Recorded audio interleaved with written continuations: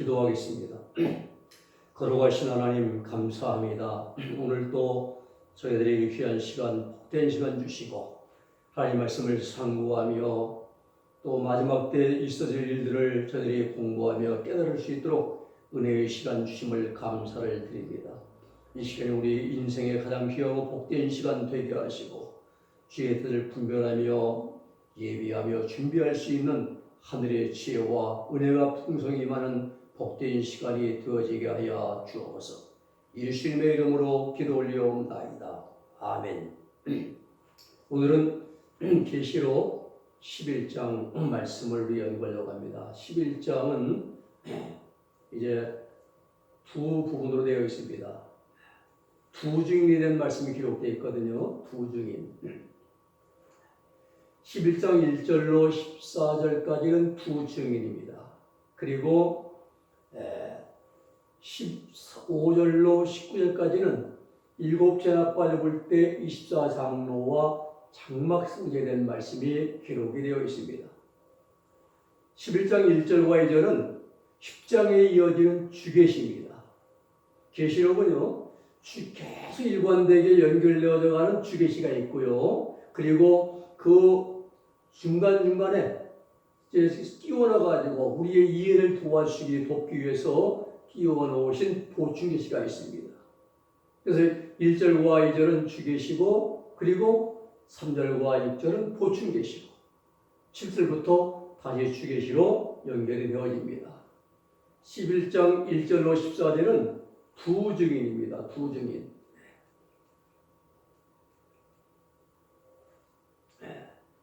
이 1절 말씀 보면 또 내게 지팡이 같은 갈대를 주며 말하기를 일어나서 하나님의 성전과 제단 사이에 제단과 그 안에서 경배한 자들을 청량하되 라고 말씀합니다. 자, 지팡이 같은 갈대가 뭐냐? 이 지팡이는 청량할 때 쓰는 도구입니다. 청량할 때. 아마 한마디로 청량할 때 쓰는 잣대예요. 잣대입니다. 라부드라고 하는데 히브리어가요. 금갈대죠. 자, 청량 도구를 주고 제어보란 거예요. 자, 하나님의 계획대로 모든 일이 완성이 되었기 때문에 그것을 확인해봐라, 제어봐라 이 말씀입니다. 그러므로 계시록 11장 1절의 말씀은 하나님이 예정하신 구원받은 숫자가 다 채워졌기 때문에 한번 그 구원받은 사람들의 숫자를 헤아려 보라 그 말씀이에요. 네, 그 말씀입니다.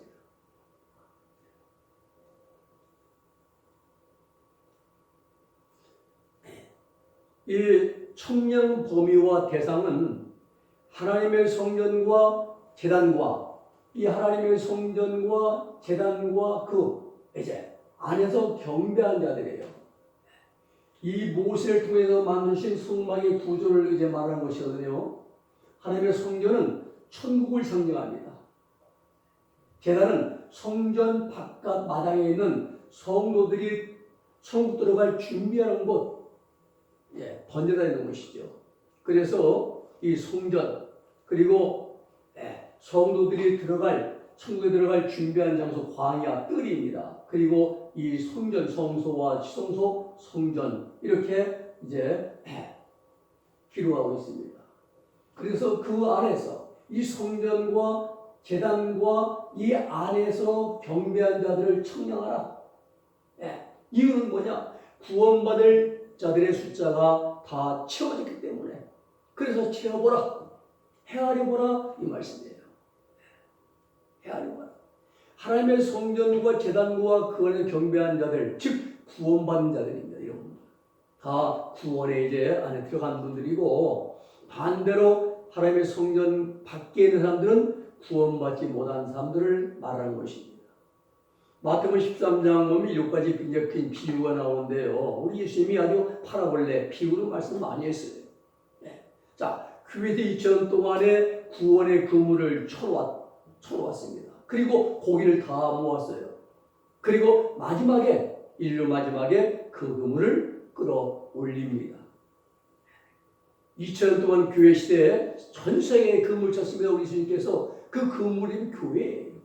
교회라는 그물을 쳐놓고 거기에 이제 물고기를 모으는 겁니다.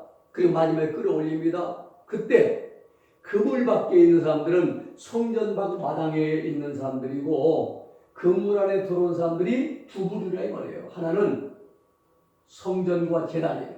성전과 제단. 성전에서 경배한 자들은 계시록적으로 말하면 휴거된 성도들입니다. 네. 교회 1인자들이고요. 제단 안에서 경배한 자들 보면은 이방인들 가운데 구원받은 성도들.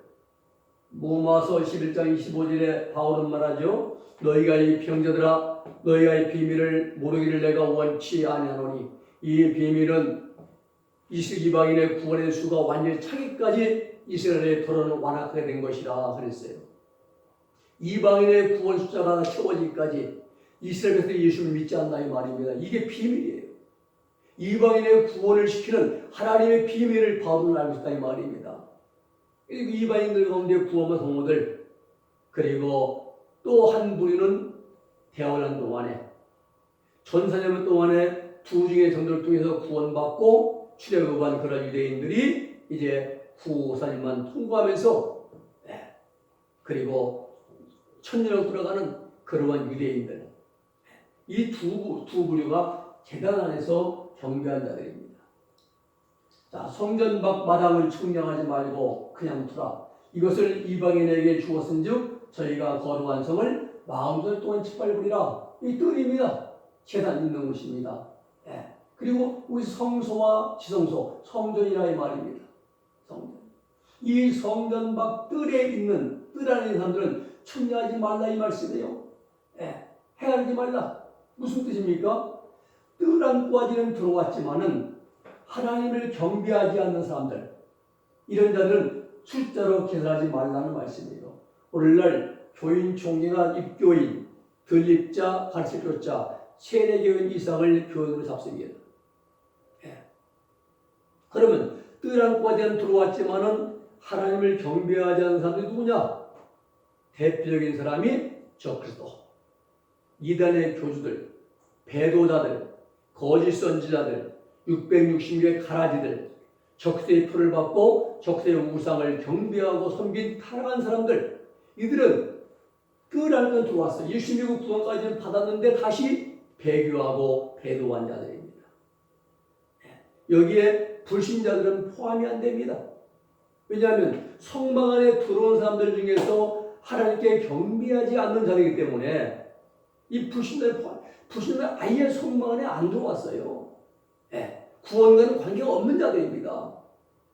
성막 안에 들어온 자들, 뜰 안에 들어온 자들 중에서 하나님을 경배한 자들, 이러한 이단의 교주들, 우상 숭배한 자들, 배도한 자들, 이러한 자들은 청량하지 말라 이 말입니다. 마태복음 13장 비유에서 보면은 아주 나쁜 고기지요. 그물 위에 보면은 그물 안에 들어온 고기 가운데요, 좋은 고기는 그릇에 담아서 볶아내, 나쁜 고기는 내어 버립니다. 우리 알곡과 쭉정이에요. 바로 이 알곡은 천국간에, 쭉정이는 풀꿀에 던져버립니다. 바로 이러한 선별 작업이 이루어진다 이 말입니다. 아무나가 아닙니다. 예수 믿는 거 다 구원받다 본다면은, 천국에 속간다 본다면은 가론녀도 갔어야 됩니다. 천국에. 예수님의 제자 아닙니까? 3년 동안 따라다니는. 문성에도 속가 있어야 돼요. 박상희도. 그렇게 말하면 안 돼요. 무조건 예수님한테 구원받았다, 천국 갔다 하면 의로웠다면 아닙니다. 의로웠다 온다면 타락한 적 없어야죠. 성경을 아주 거꾸로 가르치고 있는 것을 알아요. 값싼 복음이 아닙니다. 예수님 믿고 연단받아서 우리 마음과 의식을 정결하게 하고 깨끗하게 해서 치료받아 있고 이 땅에서 주를 위해 수고한 것대로 주시는 행실에 대한 상급을 주시는 세마포스를 덧입고 그리고 천국에 들어간다는 사실이에요. 천국은 도덕이 없습니다. 출처가 없습니다. 정결한 자들만이 가는 곳 천국입니다. 우리는 바르게 알아야 됩니다. 그래서 이 땅에서 알고가 쭉정이 예수 믿고 구원받지만 알고 선거에 쭉정 선거가 있어요. 그물 안에 교회라는 그물에 들어왔는데 좋은 곡이 나쁜 곡이 있습니다. 이러한 선별 작업이 이루어진다는 사실이에요. 다시 말하면은 성전 교회 안에 들어왔지만은 구원받지 못한 사람들과 구원은 받았을 때 다시 배반한 자들. 이들은 개수하지 말라 이 말입니다. 이들이 대표적인 애들이 이단의 교주들이죠. 그래서 우리 7년대라는 알곡과 성도들 가운데서 알곡과 쭉정이를 골라내는 그러한 작업을 하는 그런 시간입니다. 그런 기간이에요.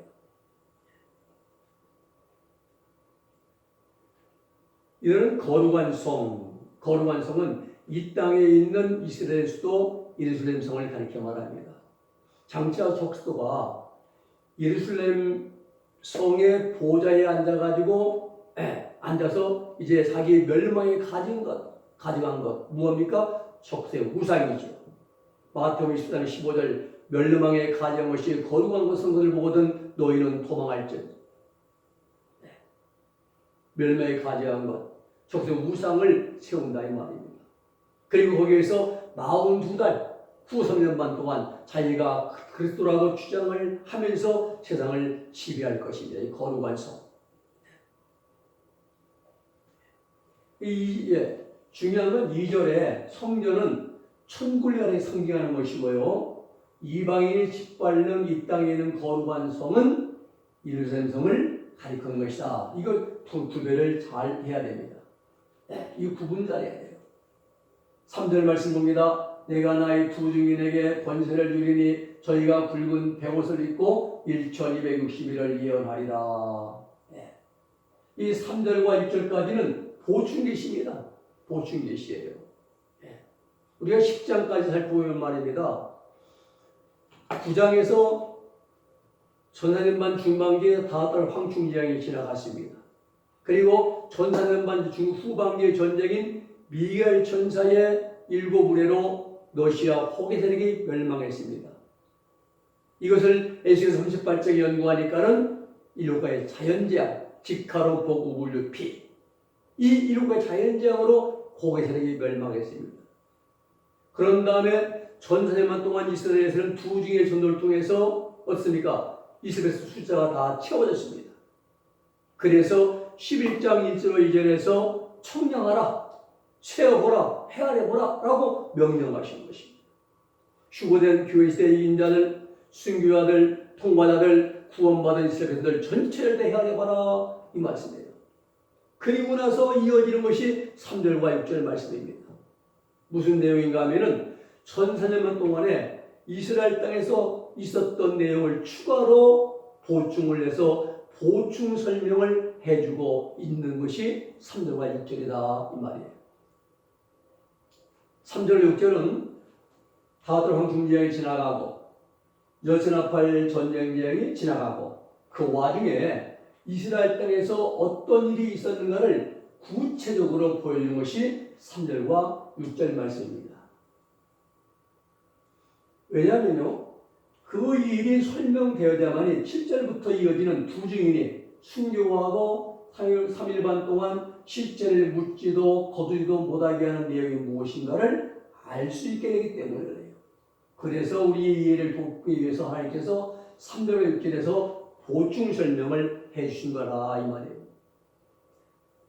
4절 말씀 봅니다. 내가 나의 두 증인에게 권세를 주리니 저희가 붉은 베옷을 입고 1260일 동안 예언하리라.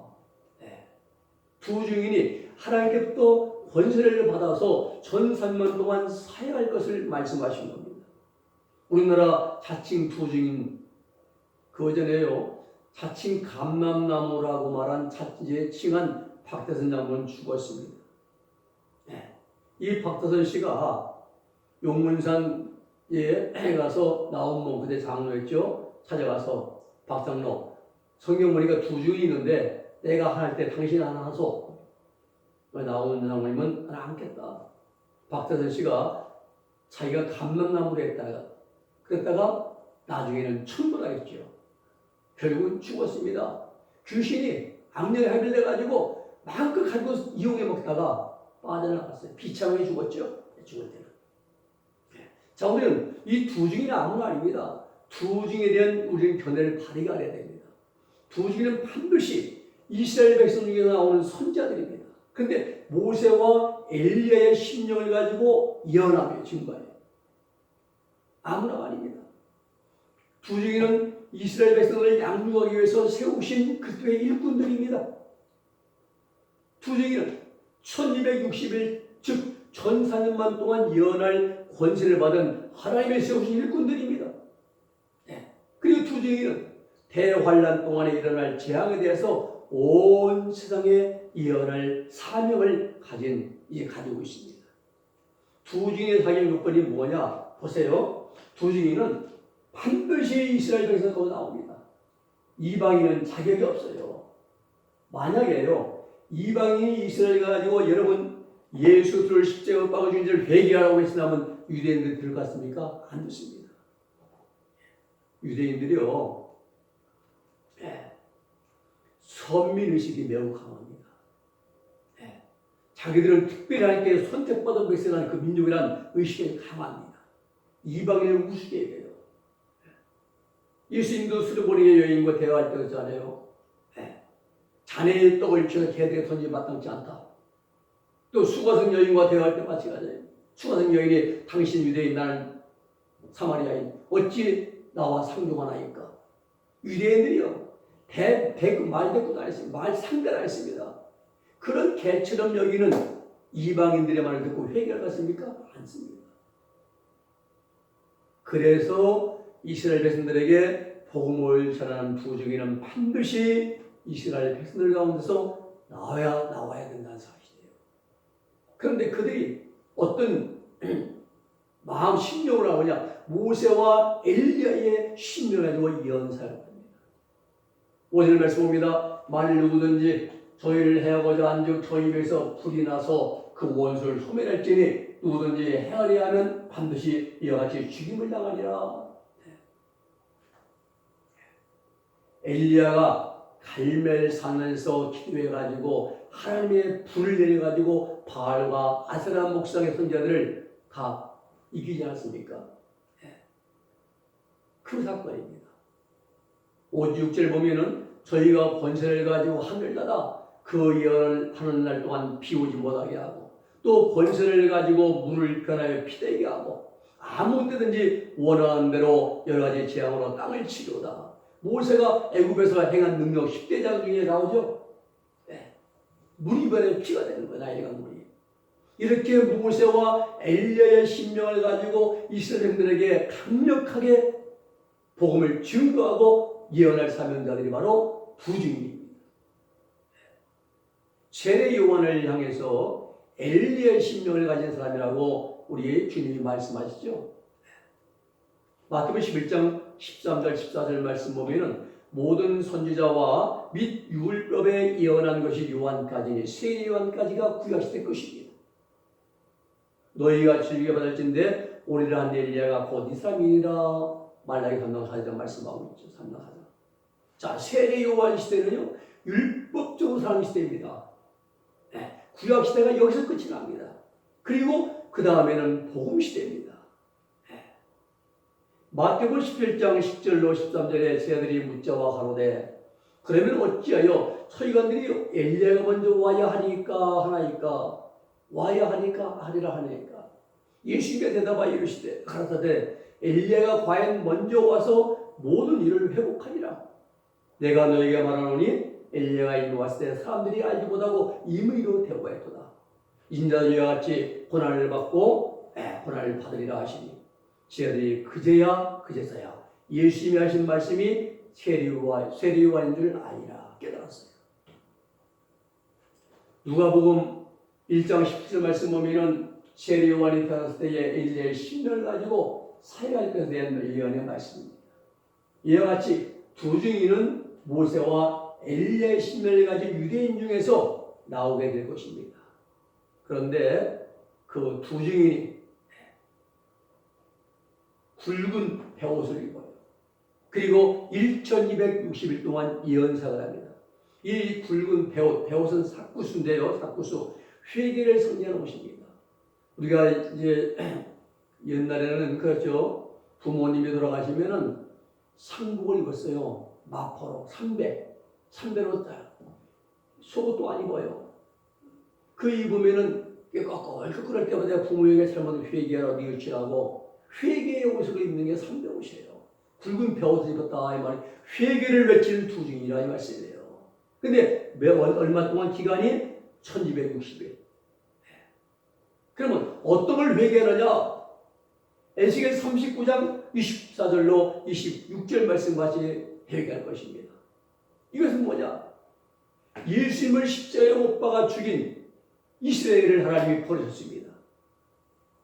25절 보면은 열심을 내어 하나님 영광을 위해서 사로잡힌 자를 돌아오게 하며 어디로? 가나안 땅으로. 그리고 26절에는 부끄러움을 품고 내게 범한 죄를 뉘우치니 내게 범한 죄 바로 예수를 십자가에 못 박아 죽인 죄 이것이 이스라엘이 하나님께 큰 범한 죄입니다.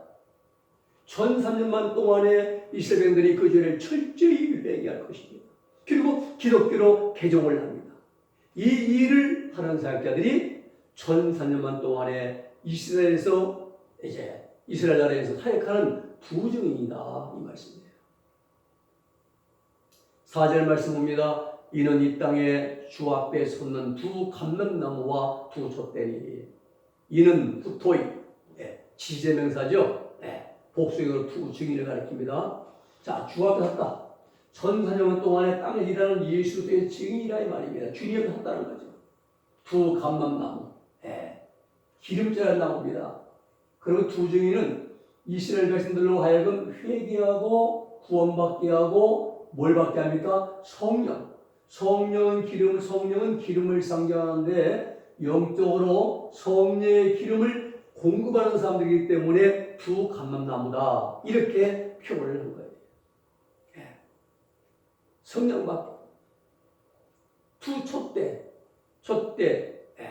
계시록 1장 10절 말씀 보면은 일곱 촛대는 일곱 교회라 이렇게 주님이 말씀하셨습니다.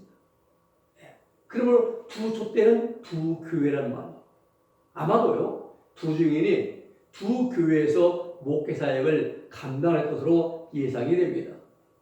두 촛대는요 1982년에 완공한 대회당과 옛날 예루살렘 성전 자리에 서 있는 회교 제2의 사원인 오마르 사원으로 예상이 됩니다.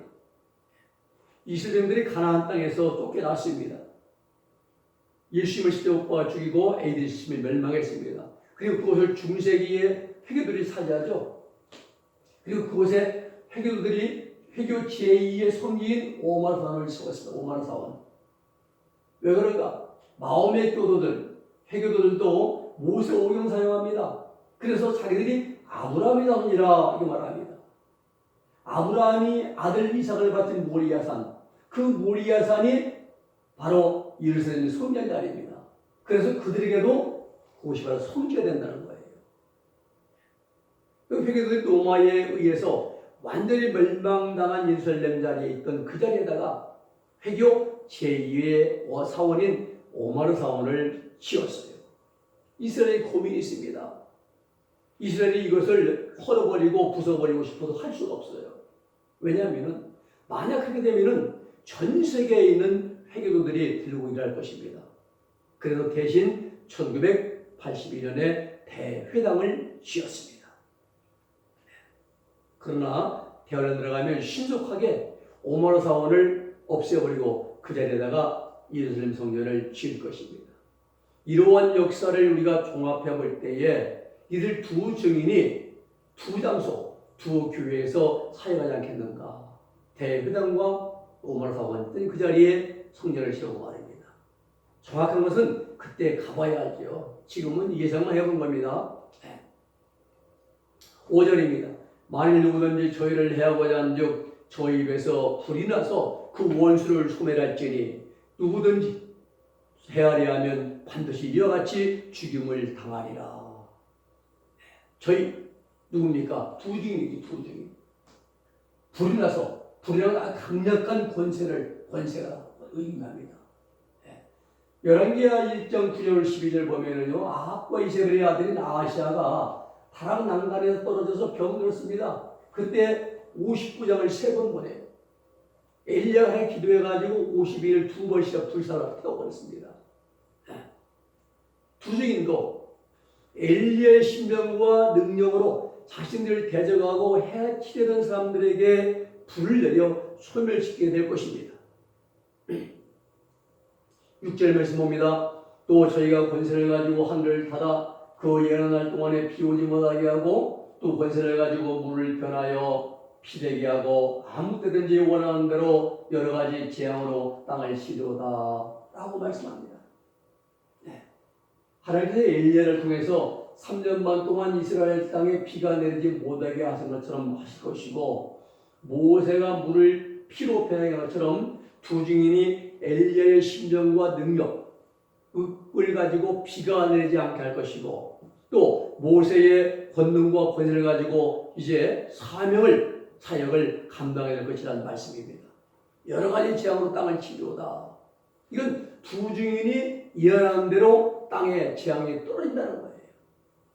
누가 하십니까? 하나님이 하신 거예요. 그런데 두 증인이 예언을 하는 대로 이루어지니까 전 세계 사람들이 두 증인을 미워합니다. 왜? 좋은 것만 예언 않거든요. 나쁜 것만. 그러니까 아주 이제 미움을 받게 되죠. 이 일은 누가 하십니까? 하나님이, 전능하신 하나님이 하신 일입니다. 하나님이 계시록에 기록하신 대로 그대로 행하시는 거예요. 예언은 이스라엘 백성들 앞에서 하는데 재앙은 전 세계에 떨어집니다. 그래서 전 세계 사람들에게 이제 미움받게 된 조직이에요.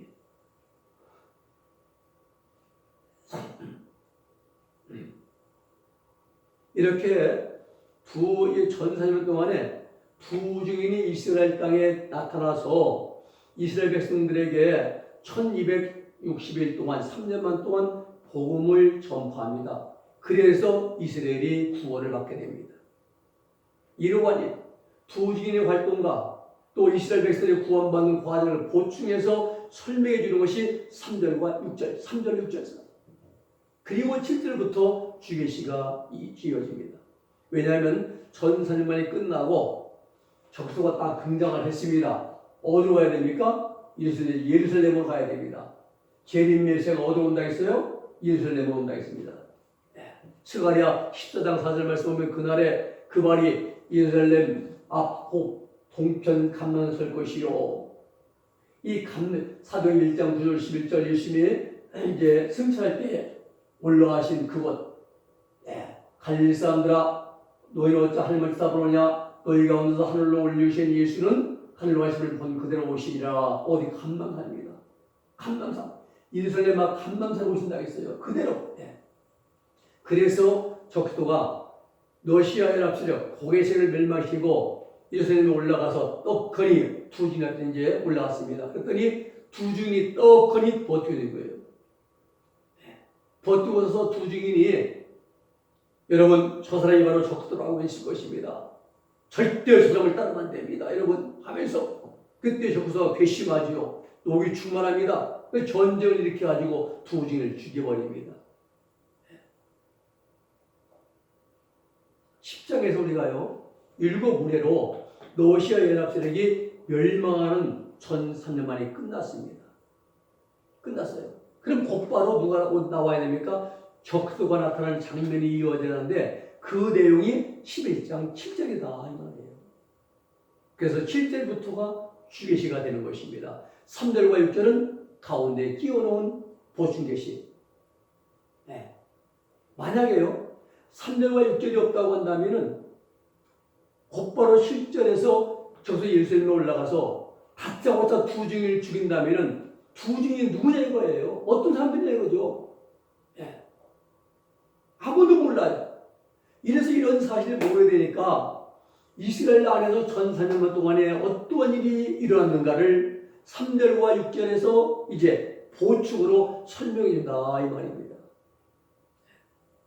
두 증인이 복음을 전하고 온 이스라엘이 복음을 믿고 메시아를 죽인 자를 회개하고 구원받는 구원의 역사가 이루어졌다는 겁니다. 7절 봅니다. 저희가 그 증거를 마실 때에 무지개로부터 올라오는 짐승이 저희로 더불어 전쟁을 일으켜 저희를 이기고 저희를 죽일 터인즉. 저희는 두 증인이죠. 증거를 마쳤습니다. 두 증인이 권세를 받아 일하는 기간 1260일의 기간이 끝났습니다. 끝났어요. 그래서 무지개에 올라오는 짐승, 이 말씀은요 적도가 적그리스도라는 사람이 무정에서 나왔다는 말이 아니라 무정에로부터 올라온 사단이 적그리스도의 심령 속에 내주 합일된 거라 이 말이에요. 이해를 잘해야 됩니다. 짐승은요 사자나 호랑이가 아니라 계시록 13장 18절 말씀 보면은 그 짐승의 수는 사람의 수니 사람이에요. 그런데 무정에서 올라왔다. 지옥에서 올라왔다 이 말입니다. 사람의 육신의 몸으로 지옥에 들어갔다가 다시 나올 수 있습니까? 아니죠. 네, 그럴 수 없습니다. 그러면 왜 두중이를 죽인 적들을 무중에서 올라온 사람으로 말하느냐? 무중에 누가 있습니까? 사자, 호랑이, 하이에나, 곰, 표범, 악어 없어요. 누가 있습니까? 바로 사단, 악령세계의 양령세계의 최고 통치자 루시퍼가 있는 거예요. 루시퍼가. 예. 즉 적들은 지옥의 사자예요. 예.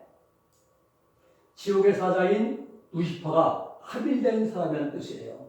예. 적그리스도가 지옥에 들어갔다가 다시 나온 것이 아니라 지옥의 임금인 마귀 사단인 루시퍼가 적그리스도의 영 속에 들어가서 합일된 사람.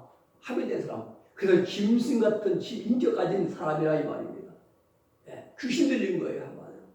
그래서 무중에서 올라왔다라고 상징적으로 말씀하여 봅니다.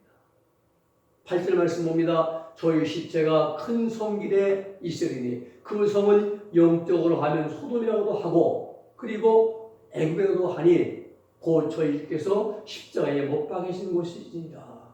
큰 성길, 두중인이 살아있던 예루살렘 이제 거리입니다. 영적으로 하면 소돔이라고 하고 애국 같다는 거예요. 이때는요 예루살렘 성은 6째 나팔을 불 때에 일어난 전쟁이 끝난 직후입니다. 유브라데 강 유역의 전쟁이 끝난 직후입니다. 에스겔 38장에 고기 멸망한 전쟁이 끝난 직후입니다. 둘째 화라고 말하는 그 둘째가 끝난 직후입니다. 네, 이때 사단이 내주합일된 세로마 통치자가 군대를 이끌고 진군했기 때문에 소돔이나 애국같이 죄악이 가득한 곳이라 가득 찬 곳이라 이렇게 말씀하신 거예요. 그리고 저희 주께서 못 박이신 곳이라. 장소적으로는 예루살렘 바깥 골고다 언덕이지만은 예수님이 예루살렘에서 가야바와 빌라도를 통해서 사형 언도를 받고 십자가에 못 박히시게 되었으므로 예루살렘에서 죽으셨다고도 할 수가 있는 것입니다. 9절 말씀 봅니다.